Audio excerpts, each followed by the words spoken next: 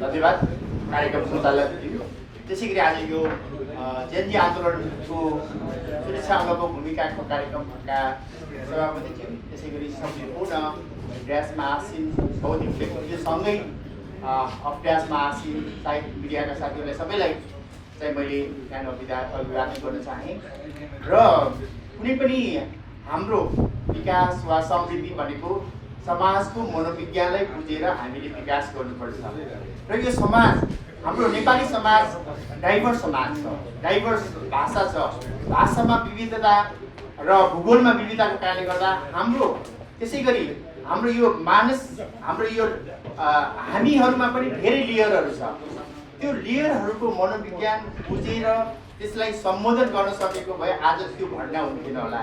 नेपाली इतिहासमा धेरै घटना घटेका छन्। त्यो कारण के हो भन्दा हाम्रो समाजको मनोविज्ञान बुझ्न नसक्नु हो। समाजको मनोविज्ञान के हो त? समाजमा के समस्या छ? वृद्धको समस्या के छ त? जेनजीको समस्या के छ?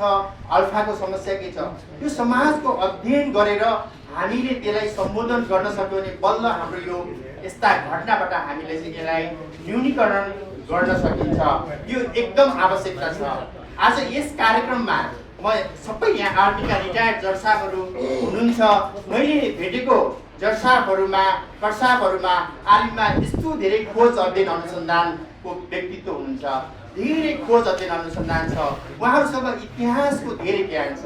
त्यसकारण हाम्रो नेपाली समाजमा नेपालको इतिहासमा आर्मीको ठुलो गौरवमय भूमिका छ। त्यसलाई हामीले एकदम सम्बोधन गर्न सक्नुपर्छ, हामीले सम्मान गर्न सक्नुपर्छ। नेपाली इतिहासमा चाहिँ नेपाली आर्मीको इतिहास हेरौँ।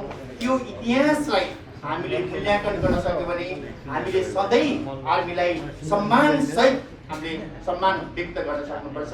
आज धेरै कुरा केही कुरा बजारमा आलोचित भए तापनि अहिले जर्साबले भन्नुभयो हाम्रो यो जेनजीको आन्दोलनमा आर्मीको भूमिका केही गर्न सकेन भन्ने केही आरोप भए तापनि तर नेपाली समाजले आर्मीलाई ठुलो आफ्नो अभिभावकको रूपमा सोचेको छ।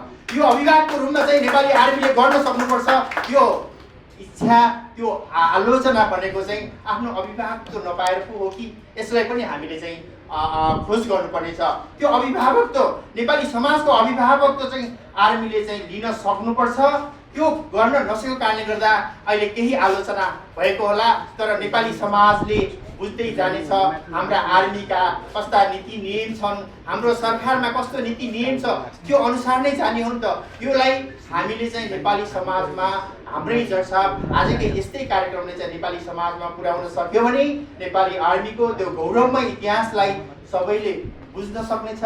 त्यसकारण मैले हरेक समय भन्दै आएको छु नेपाली समाजमा अहिले सामाजिक परामर्शको आवश्यकता छ। हरेक क्षेत्रमा चाहिँ सामाजिक परामर्श गर्दै गयो भने विकासको लागि हाम्रा योजनाका लागि हाम्रो आर्मी र हाम्रो सुरक्षाको लागि के गर्न सकिन्छ त्यो सामाजिक मनोविज्ञानलाई बुझेर अब हाम्रो रिटायर्ड जर्साबहरू छ। इभन अहिले इन सर्भिसमा हुने आर्मी संस्थाले चाहिँ त्यसलाई सम्बोधन गर्न सक्यो, त्यसलाई मूल्याङ्कन गर्न सक्यो, खोज अध्ययन अनुसन्धान गर्न सक्यो भने नेपाली समाजमा आर्मीको आवश्यकता छ। आर्मीको ठुलो भूमिका छ। यो आर्मी नेपाली सेनालाई नेपाली समाजले आफ्नो अभिभावकत्व को रूपमा चाहिँ हेरेको मैले महसुस गरेको छु। त्यो अभिभावकत्व सदैव र इतिहासदेखि पछिको कालीन समयसम्म पनि नेपाली इतिहासमा नेपाली सेनाले चाहिँ आफ्नो अभिभावकत्व भूमिका गर्नेछ भन्दै म बिदा हुन चाहे। धन्यवाद सबैलाई। नमस्कार।